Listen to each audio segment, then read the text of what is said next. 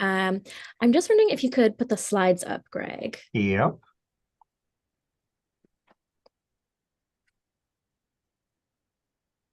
Okay.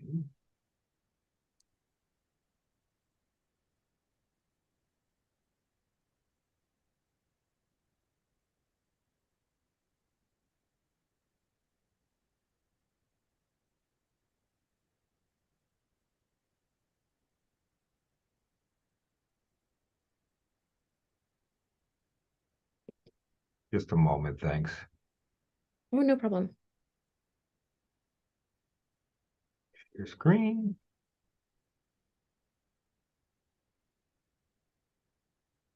Perfect. Can you see that? I can. Do you want to make it Full full screen? screen? Yeah. Click slideshow.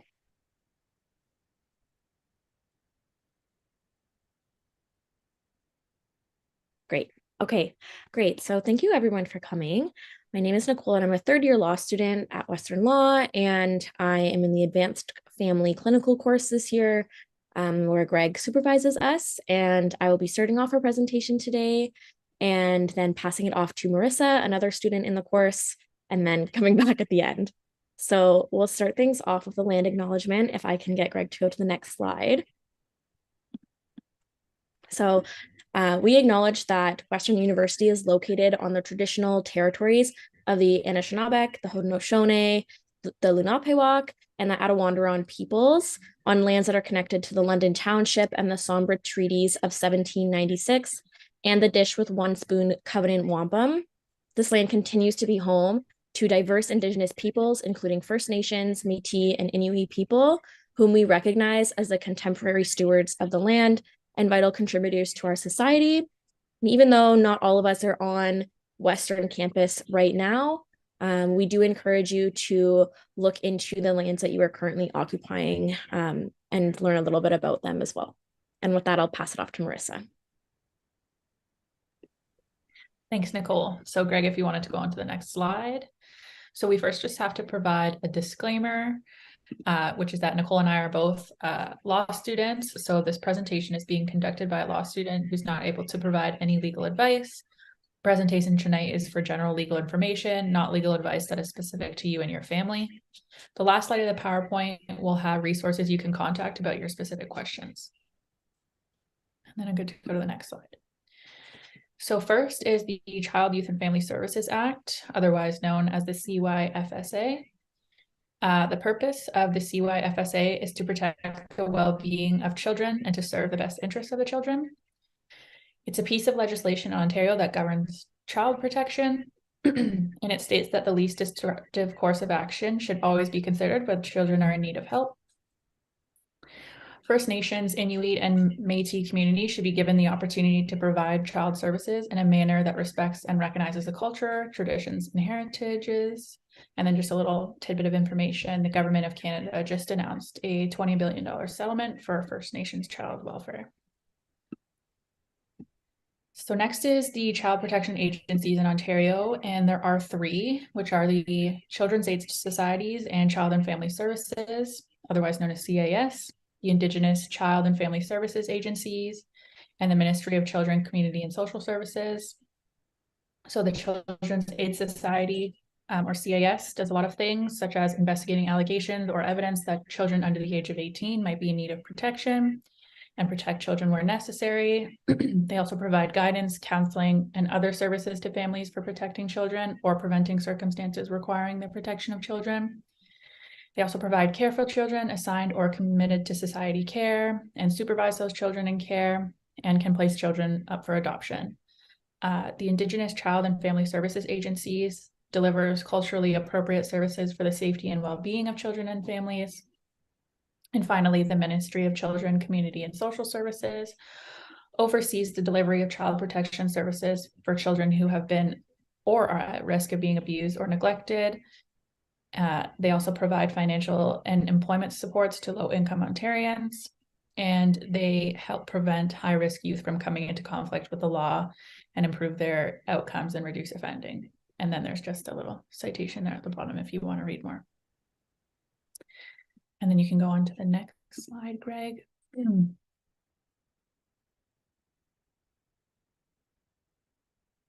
So what does it mean to be in need of protection? And then on the next slide, it'll say, so CAS will remove a child from the care of a parent or guardian if they find them to be in need of protection. A child can be removed to a place of safety, which is or could be a member of the child's family, extended family, or community, and society or a place of authority that has assessed that a certain home is a place of safety for a child. CAS will determine if the child is at serious or immediate risk of harm, and if they determine there is a risk, then they can remove the child. This includes the child being left alone, uncared for, neglected, such as physical harm, or at risk of being in harm from neglect, sexual harm, etc. The child having been abused or is likely to be abused, or the child sees abuse or violence between adults. And then finally, a child who is 16 or 17 years old must consent to being removed from the home. It cannot be removed without consent. And then the next slide is removal at birth. So CAS can remove your child at birth if there's significant concern of harm to your child or fears for your child's safety. And some of these concerns may include a serious drug or alcohol problem, you're unhoused or have unsafe housing, or other types of instability.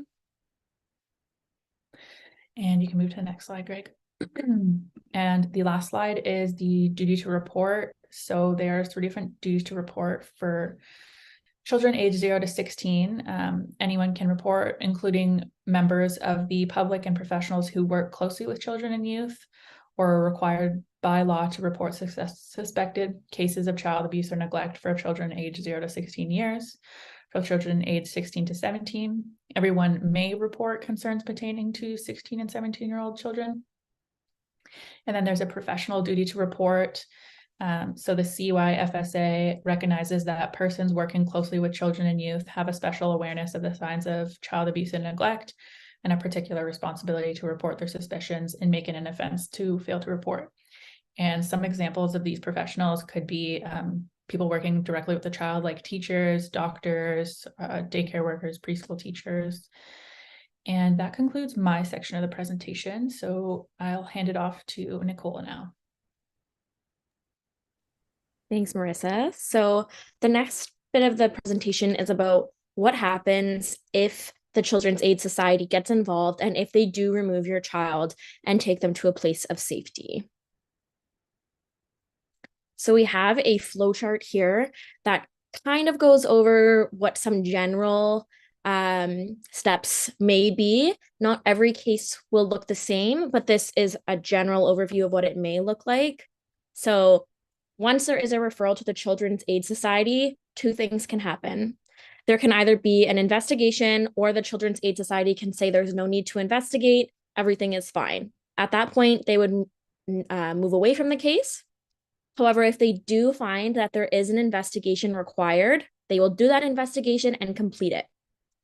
They can either determine after the investigation is completed that there are no protection services required, and again, leave the case there, or they can decide that there are ongoing services required and assign a family service worker.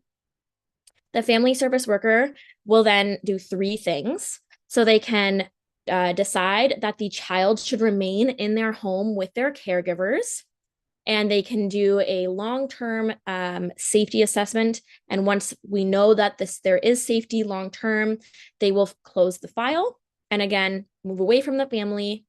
However, there are 2 other things that the Children's Aid Society family service worker can do. So they can put the child into a short-term foster placement, or they can put the child into a kinship home, which would be somebody that the child knows, perhaps a family member or a close family friend. If they place the child with a kinship family, they can potentially move to have the kinship family obtain custody, or what we now call decision-making responsibility of the child. Or it's also possible that the child will be returned to their original caregiver once long-term safety has been achieved and the file will be closed. However, if the child does enter the foster care system, it is possible that they can be either they can be either returned to their family, or they can be put under what used to be called crown wardship and is now called extended society care. If there is a finding that the child is in need of protection, is in foster care, and needs to be placed in extended society care, they can either, this can result in long-term care where the child stays in foster care until they age out of the system, and that support will continue until they're 21 years of age. Or they can be find someone to take legal custody. Again, we now call this decision-making responsibility over that child. And once we have some semblance of permanency for the child, the file will be closed. And the last option is for somebody to adopt the child. And again, once we have that sense of permanency, the file will be closed. I think we can go to the next slide there, Greg.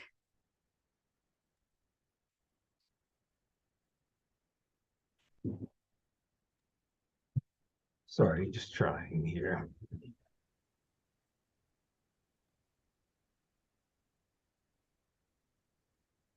There we go. Great. So if your child has been removed from your care and taken to a place of safety, what should you do? So the first thing you should do is call a lawyer. There are several child protection and family lawyers in Southwestern Ontario that would be pleased to help you. And at the end of our slideshow, we will be providing some of those resources. It's also really important to keep notes on what happened. What are the relevant dates? What time was the child removed? How was your child acting? How were you acting? Who was present at the time? Did anyone say anything that you can remember?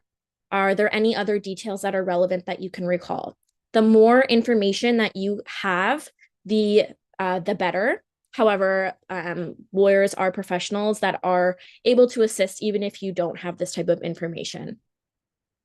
So once your child is removed to a place of safety, 5 things can happen. One of 5 things can happen in the 5 days after the apprehension. So first, the Children's Aid Society might return the child home. This would be if they did some type of investigation and found out there are no concerns, or if they find that no investigation was needed, or if it was just that the child needed to be removed for a day or 2. So the child could be returned home. It's also possible that the child could be returned to a parent with custodial rights, or that the society will engage the family in a temporary care agreement where the child would be cared by somebody else on a temporary basis. It's possible that the Children's Aid Society could also bring a child protection court application. So for a child to be found in need of protection, this is something that the court has to find as a matter of fact and law. So they will have to bring a case to make that finding.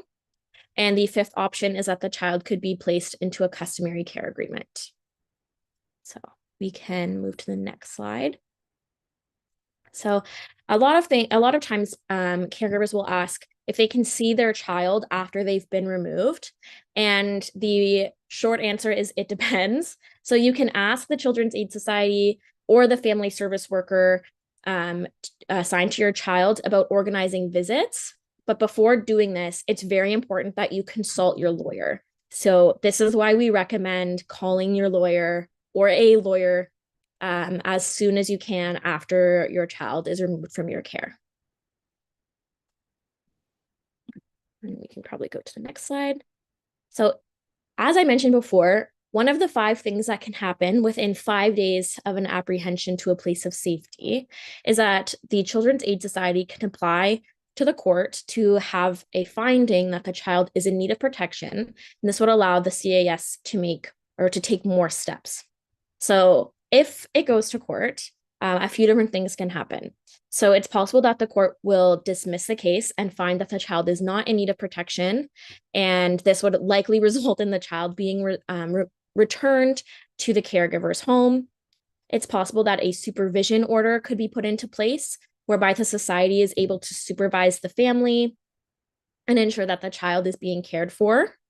It's also possible that the court would order that the child is placed in interim society care, which gives the society the ability to care for the child just on a temporary basis. Extended society care is the next step, and it is most often the most extreme step, whereby the child is put into the extended care of the society, and the society will be able to make decisions about the care of the child. And the last option is that the court might make a custody order or a decision-making responsibility order with respect to the child. And so we can go to our last slide here, which lays out some resources. So if your child is removed from your care and taken to a place of safety, you can call Legal Aid Ontario or the Family Law Information Center. There's also at LOSA, which is located in London, and may help First Nations, Inuit, and Métis families. The other keywords that you might find helpful when you're searching, perhaps online for a lawyer, is someone who offers unbundled services or limited scope retainers. And that means that they'll be able to help you with these narrow issues, and it won't be as expensive as if you were taking on a lawyer with a full retainer. And then lastly, we do have a website available as well, which is stepstojustice.ca, and more information about this can be found there. And with that, I'll pass it back to Greg. Okay, thank you very much, Nicole and Marissa. So now we're at the Q&A portion. I can certainly give some kind of general information and general legal advice, but I can't speak specifically to anyone's case if they're in a current case. And because this is a public forum, there's absolutely no confidentiality. So I would really not disclose anything personal if I were you. If folks want to ask a question in the chat, that's fine with me too. But other than that, I appreciate you guys coming out. Obviously, it was a briefer presentation, but we believe that for the public, this is some good bite-sized information to take away so that you do know your rights and the general steps on what to expect in a child protection case, and what is undoubtedly a very scary time for parents and families on the whole. So again, thank you for coming out for this, a very important but general and brief presentation. I'll just keep the line open for the next few minutes if folks want to ask a question. Again, you can use the chat. You don't have to unmute or show your video.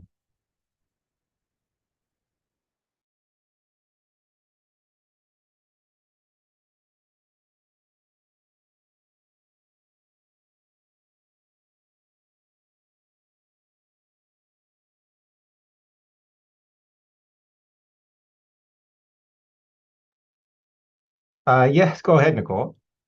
I'll ask a question, Greg. Could you perhaps give some more examples of situations where the society will intervene and potentially take the child to a place of safety? Other examples, sorry. Certainly. Well, what I did want to talk about, and yes, the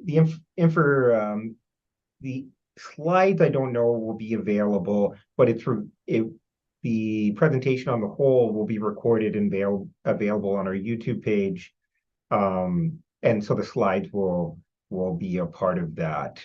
So hopefully that will be helpful. What I did want to talk about, and probably not answering this directly, Nicole,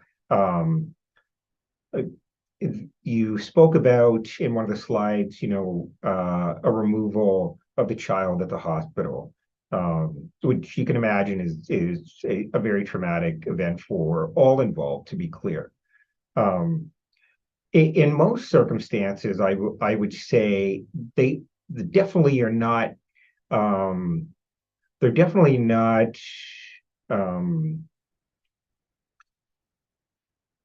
scenarios where it's a surprise, right? The parents,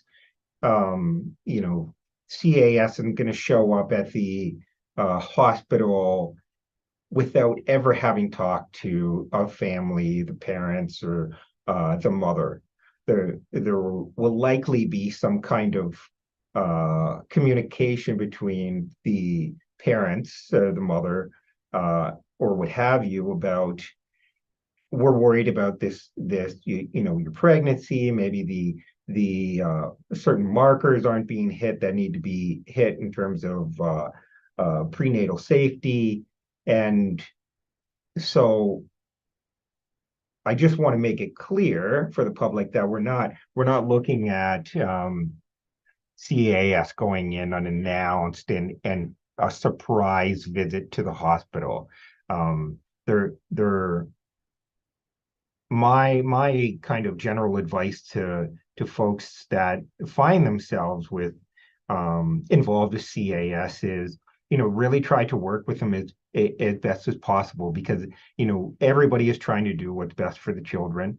Having a good working relationship with your worker, your CAS worker, if you do find that, it is very helpful, because there is a mandate to return to the family if that is um, the least intrusive thing to do, and the children or child safety can be adequately protected.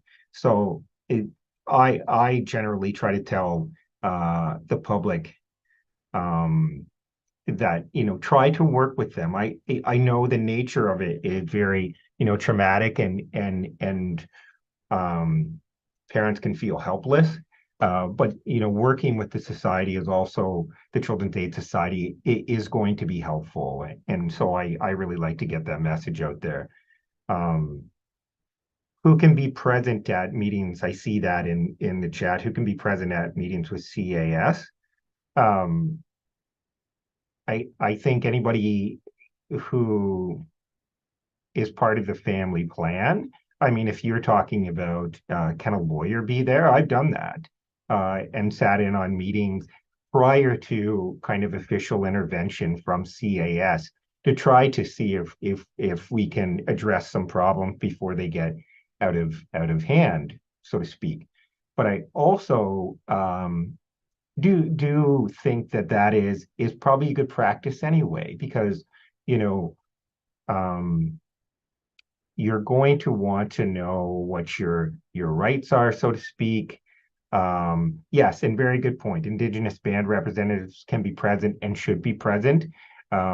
We need to do a heck of a better job in making sure that cultural connections are being maintained as strongly as possible, and uh, that voice, Indigenous voices, are just as loud as anybody else in the child protection process.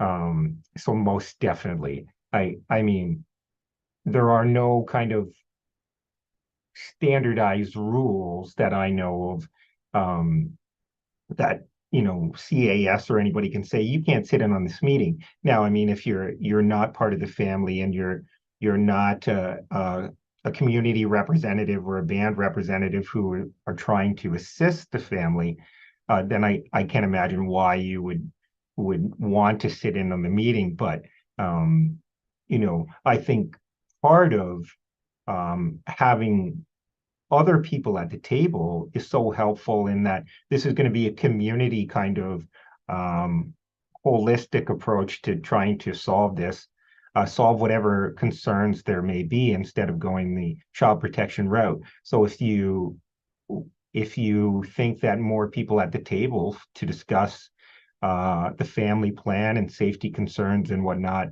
I think the more the merrier, so long as you know they're not disruptive voices, or they're not irrelevant voices. Can a parent insist on being in an interview between the CAS and their child? Should the CAS be talking to the children alone in private? So there are many circumstances where the society will have a right to talk to the child privately. I can understand a parent's reticence about that, and reluctance to do it. Um, but it is also because there are scenarios where there may be some influence from a parent. I'm not saying that that's common or in any case, but you could have that kind of specific worry, and there's going to be private interviews, especially if there's some sense that a child has made some disclosure about the parents, right?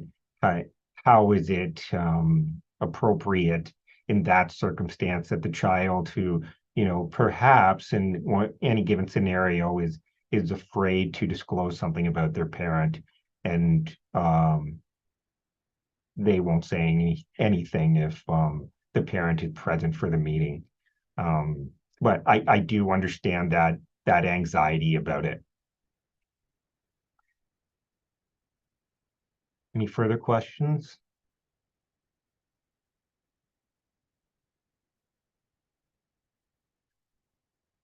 How did the parent counter misrepresentation by the CAS in their report? I think generally, I am not sure really what you mean by reports specifically, but I would say that if there is anything that you disagree with in the society's notes, in their report, or in their letter, or if you're in court, in their pleadings, really try to get legal advice and determine how you can object to that, and how you can respond to it.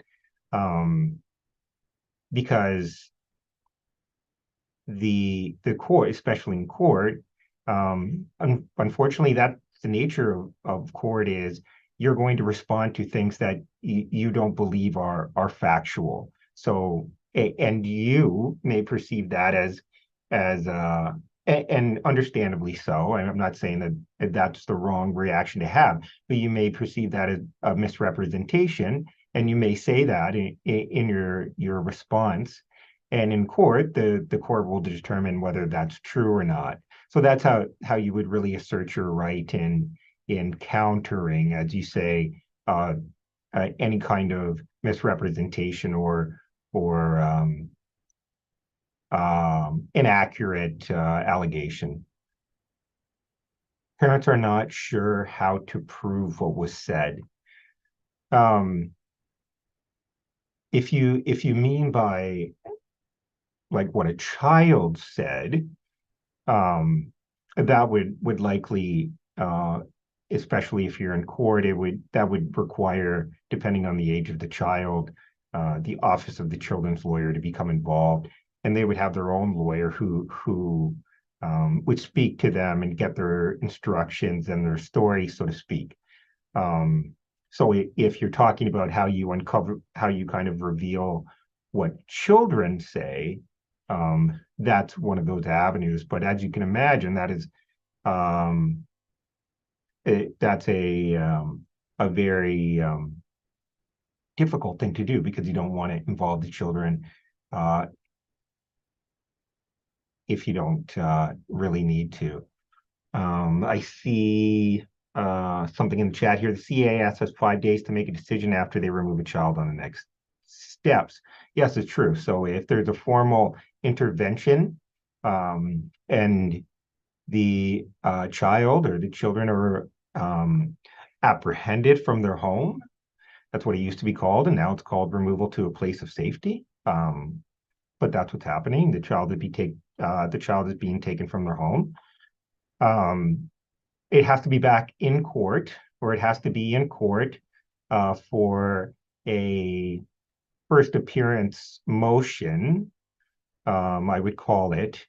And in most cases, or not most cases, sorry, but it's not uncommon, because of how quick the turnaround has to be, because the society is mandated to, after they apprehend, be in court within 5 days. But what can happen is the parents may not have any paperwork. In fact, any court documents explaining why the child or children were taken from their care. They may have some idea, because they were likely communicating with CAS prior to then, but the legal allegations are not known. So that can be a very it can be a whirlwind experience, as you can imagine, for everybody, because you have had your child taken away, or your children, and now you're in court on the first day. You may think that is this the only court, and they're going to decide then that this is what's going on. I don't have my paperwork. But in those circumstances, in the first appearance, what is likely available for parents is duty counsel, which is a free on-site lawyer who can look at the material, or if there's no material, understand the circumstances of what's going on.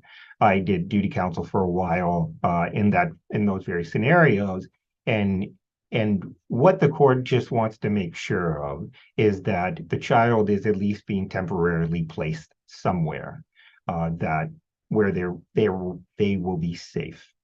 The parents, on the other hand, the order that is made against them on that day is called without prejudice, and it's temporary. So what that means is the parents are going to have their time to respond legally in court documents to the allegations that formed the or at least warranted from the society's perspective the removal to a place of safety. So then the parents can, hopefully with legal advice, schedule a motion to determine whether the society had cause to remove the child or children to a place of safety. We urge and encourage folks in that situation to get legal advice as soon as possible.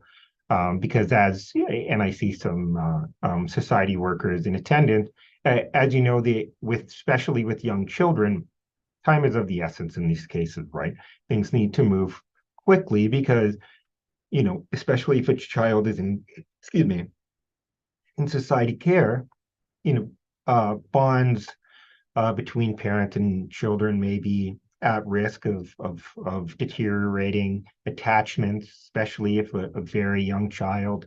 So that it's such a critical period. So you want to be on the ball and getting a lawyer or some legal advice, if even an hour of independent legal advice, to be given a roadmap on how to move forward. And as in the slide said, in a case of a removal to a place of safety, you can also talk with your worker. How can I have parenting time in the meantime? What is that going to look like? What's the safety plan? Doing that is helpful as well. Because nobody gets into this job wanting to keep in the legal field, in the child protection field. Nobody got into it wanting to keep children away from their parents, right? Sometimes circumstances warrant it, hopefully rarely. But we're hopefully all trying to keep the family unit intact. Any further questions? Thank you for your questions, by the way. They're great.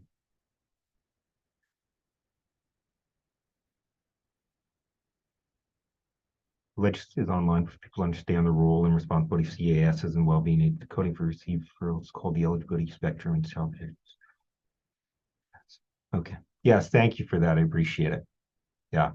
And there is no doubt that like I could talk about child protection issues and child protection law until I'm blue in the face.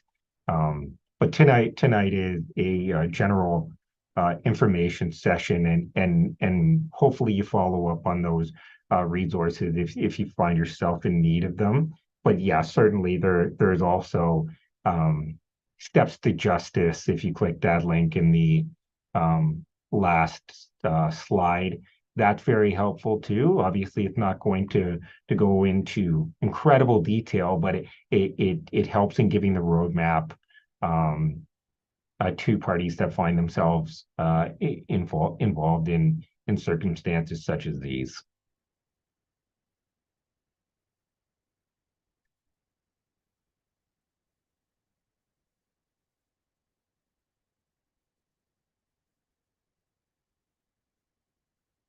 Anything further?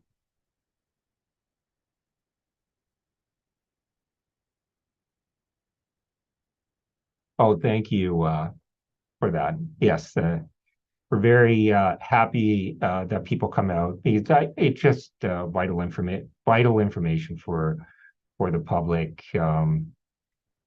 just to be prepared and again know their rights and know how to hopefully work with the society so that it doesn't devolve into 2-3 years of litigation and people kind of digging their heels in their respective um, respective corners, I would say.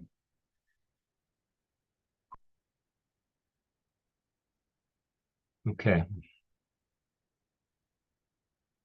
You can sign off if you want. I will probably keep the line open for 5 more minutes or so in case anybody has any further questions.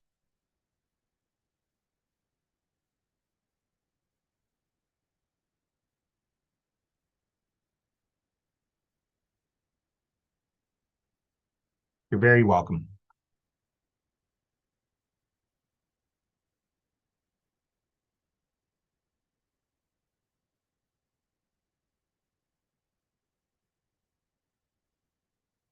Thank you for the claps, Marissa.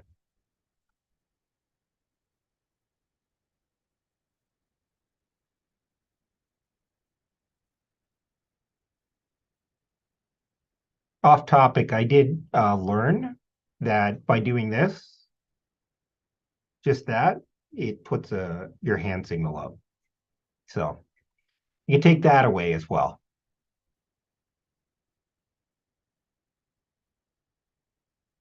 Yep.